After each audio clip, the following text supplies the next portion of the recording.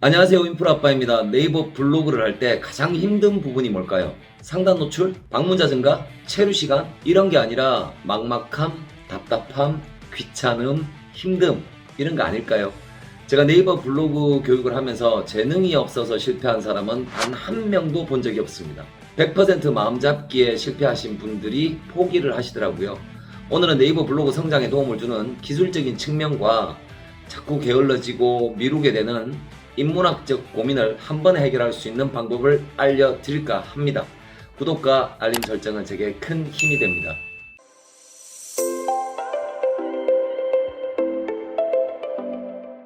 영상 아래쪽에 서백균 아카데미 카페 링크, 오픈 채팅방 링크 남겨져 있습니다. 영상 보시고 궁금한 부분은 언제든지 오셔서 질문해 주시면 답변 드리겠습니다. 함께 모여서 공부하고 정보 공유하고 포마시도 하고 매너 있는 이웃도 만드는 공간이니까 많이들 오셨으면 합니다. 두말할 필요 없이 공짜입니다. 오늘 이야기는 블로그 차트입니다. 지난 영상에서 잠깐 말씀을 드렸죠. 참 쉬운 유효 키워드 발굴이라는 이 영상을 참고해 주시면 좋을 것 같습니다. 이번 영상에서 진짜 중요한 부분은 후반부에 있습니다. 초반에 아는 이야기가 나온다 싶으면 구간 이동을 해서 봐주시면 좋을 것 같습니다. 자, 이 이미지 보이시죠? 지난 영상과 겹치는 부분이 조금 있기는 하지만 좀 다른 설명을 드릴 텐데요. 아직 블로그 차트에 가입하지 않은 분은 꼭 가입하시기를 추천드립니다. 회원 가입하시고요. 본인 블로그와 연동 작업을 하셔야 합니다. 간단합니다. 회원 가입만 하시면 안 되니까 잊지 마시고 본인 블로그 연동하시고요. 혹시 오해의 소지가 있을지 몰라서 말씀드리는데 블로그 차트와 저는 단 1도 관련이 없습니다. 네이버 블로그 랭킹을 보여주는 거의 유일한 사이트니까 사용을 추천드리는 거고요. 메인을 보시면 주간 차트, 테마 차트, 체험단 마케팅, 급상승 차트, 프리미엄 분석, 내 블로그 분석, 더불어 굿 이렇게 7개의 카테고리가 보이실 겁니다.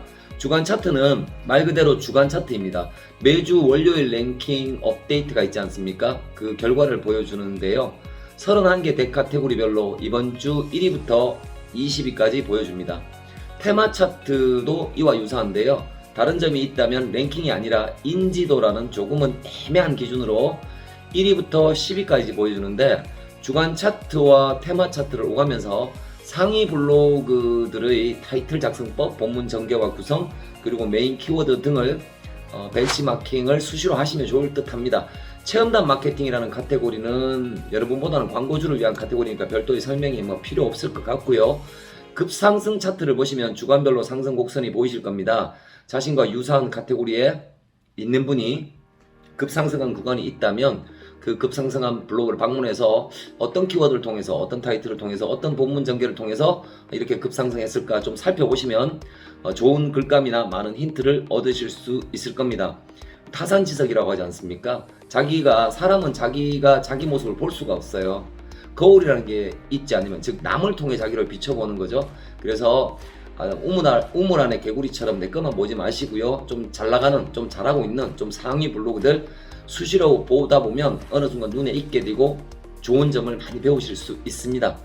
그래서 늘 상위 블로그를 방문하는 습관을 가져주시기를 추천드립니다. 가장 중요한 것은 내 블로그 아니겠습니까? 자, 이 이미지처럼 내 블로그 분석을 클릭하시면 전체 랭킹이 나오고 랭킹 등락과 함께 분야별 랭킹도 보일 겁니다. 유효 키워드에 대한 변동 추이도 보이고요. 그 해당 그래프가 이렇게 보입니다. 유효 키워드 수, 그리고 최고 랭킹, 이런 다양한 정보를 보실 수 있을 겁니다. 랭킹은 2850만 개 전체 블로그에 대한 랭킹이 아니라 그 블로그 차트에 가입한 약 1800만 개 블로그에 대한 랭킹입니다. 다만 네이버에는 2800만 개가 있다라는 2850만 개가 있다는 얘기고, 현재 시점에 블로그 차트에는 현재 시점에 약 1800만 개 정도가 있다라는 이야기입니다. 다만 2850만 개의 네이버 블로그 중에서 블로그 차트에 가입조차 안 하시거나 블로그 차트 자체를 아예 모르는 분이라면 그 블로그는 순위가 굉장히 하위권으로 추정되어도 크게 무리는 없을 것 같습니다. 그래서 저는 교육생들에게 2850만을 기준으로 말씀을 드리는데요. 저희 교육생 기준으로 보통 포스팅 15개 정도 하시면, 그러니까 2주 정도죠. 작성하시면 보통 28만 5천 등 정도 상위 1% 안에 들어가게 되는 게 저는 정상 범주라고 간주를 하거든요. 좀 빠른 분은 보통 10개 정도에서 상위 1% 정도에 다들 들어가시고요. 좀 늦은 분은 20개 정도 포스팅하면 거의 95% 이상의 확률로 상위 1% 이내로 진입하십니다. 여러분도 본인의 랭킹을 한번 확인해 보시고요. 본인 랭킹 나누기, 이미지 보이시죠? 본인 랭킹 나누기 2850만 그리고 곱하기 100을 해서 랭킹 100분율을 한번 구해 보십시오. 그러면 상위 1%, 상위 0.1%, 상위 0.001% 또는 뭐 상위 0.27, 뭐 74 이런 것들이 보이실 겁니다.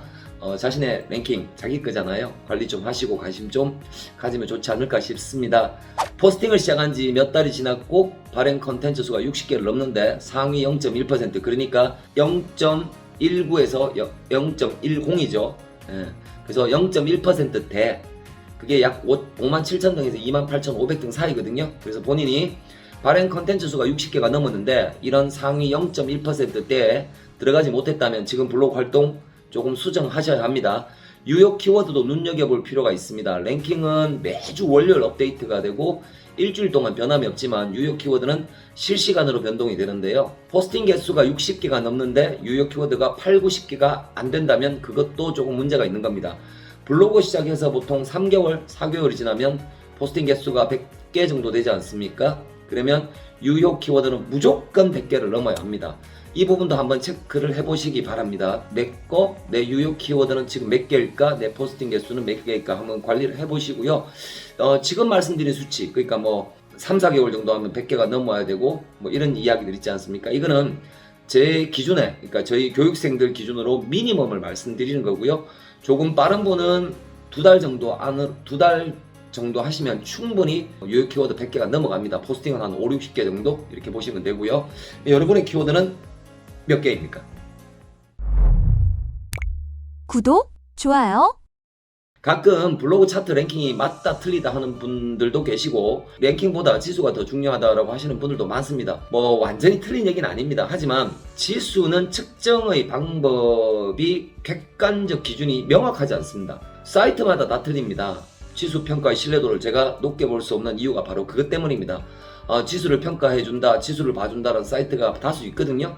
다 유료입니다. 다 유료인데 제가 봤을 때는 좀 신뢰할 수 없습니다. 왜냐하면 각각의 기준이 다 틀리기 때문입니다. 저도 해봤거든요.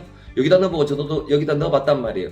지수가 다 틀려요. 아니 그럼 블로그 차트는 랭킹을 신뢰할 수 있냐? 라고 하실 텐데요. 네, 비교적 신뢰할 수 있습니다. 왜 그러냐면 그 이유는 하나의 기준, 즉 블로그 차트의 기준으로 1800만 개 블로그를 동시에 같은 잣대로 분석하기 때문에 지수 분석 사이트처럼 각 사이트마다 다 틀리고 뭐 마치 엿장수 가위 같은 그런 애매모함이나 주관적 기준은 현저히 낮아진 상태로 봐야 합니다.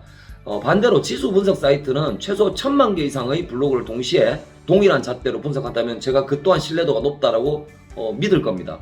그런데 그 몇 개 되지도 않은 데이터를 가지고 각각 다른 사이트마다의 기준을 가지고 그리고 자신들이 내놓는 지수를 믿어라? 글쎄요, 저는 그 믿을 수가 없습니다. 그리고 지수는 네이버가 공식적으로 인정하는 게 아닙니다. 물론 랭킹도 네이버가 이러면 몇 등, 이러면 몇 등이라고 네이버가 자체가 제공하는 데이터는 아니지만 지수는 사이트가 너무 분산되어 있고 표본이 너무 분산되어 있고 각 사이트마다 개발자 임의로 데이터를 끌어와서 분석해서 지수를 보여주는데 저는 그 지수를 확신할 수가 없다는 거고요.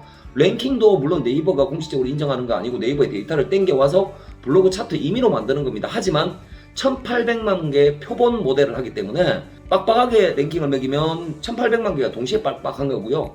좀 편안하게 먹이면 1800만 개가 다 올라가는 거 아닙니까? 그래서 그 기준 때문에 하나의 잣대로 1800만 개라는 충분한 표준이 있기 때문에 랭킹은 신뢰할 수 있다라고 말씀을 드리는 겁니다.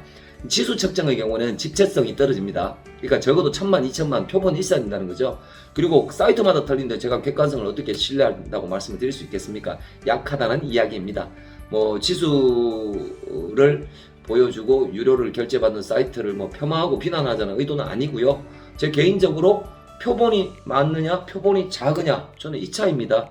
네, 그래서 뭐 지수 사이트 유료 운영하시는 분 오해 없으셨으면 좋겠고요. 자, 어쨌든 여러분도 본인의 랭킹이나 유효 키워드를 잘 관리하십시오. 자, 오늘의 중요한 주제입니다. 쉽게 지치지 않는 블로그 마법. 블로그를 하다 보면 힘들 때가 참 많이 찾아옵니다. 멘탈 무너집니다. 멘붕 옵니다. 내가 이게 지금 뭐 하는 짓인가? 내가 지금 이거 계속 해야 되나? 당장 보이는 것도 없고, 그렇다고 당장 돈이 되는 것도 아니고, 지치고 힘들고 그만 때려치우고 싶을 때가 한두 번이 아닙니다. 아마 그거 100번 정도 넘으셔야 될 겁니다. 여러분 대형 블로그 되시려면. 이 대목에서 저는 분명히 말씀드릴 수 있는 게 있습니다. 아니, 말씀드리고 싶습니다. 네이버 블로그는 기술학이 아니다. 네이버 블로그는 정보통신학이 아니다. 네이버 블로그는 인문학이다 라는 말씀을 드리고 싶습니다. 글을 못 썼어, 또는 눈이 안 보여서, 또는 갑자기 한국말을 잊어버려서 블로그 포기하는 분을 저는 본 적이 없습니다. 전부 마음의 문제입니다. 마인드 문제입니다. 멘탈 문제입니다. 의지의 문제입니다. 인내의 문제입니다.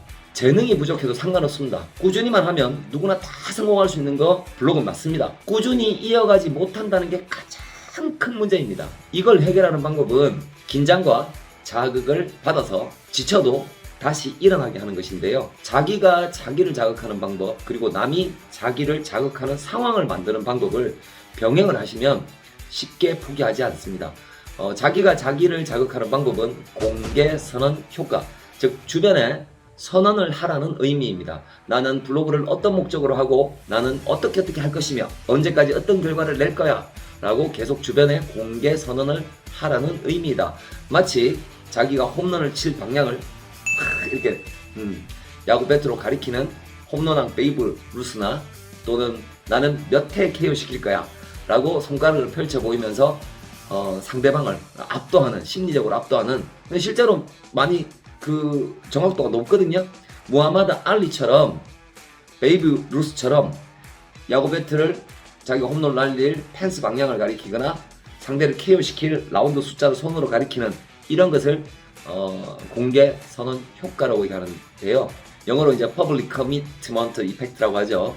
근데 이건 심리학적으로 충분히 검증된 이론입니다. 그래서 여러분도 여러분의 친구, 지인, 주변 분들한테 공개적으로 여러분의 목표와 꿈과 계획을 수시로 선언하십시오. 분명 효과 있습니다. 여러분도 그만두지 못하게 하는 효과 분명히 나타납니다. 공개 선언 효과와 좀 다른 외부 통제력 강화라는 게 있는데요. 아주 쉽습니다.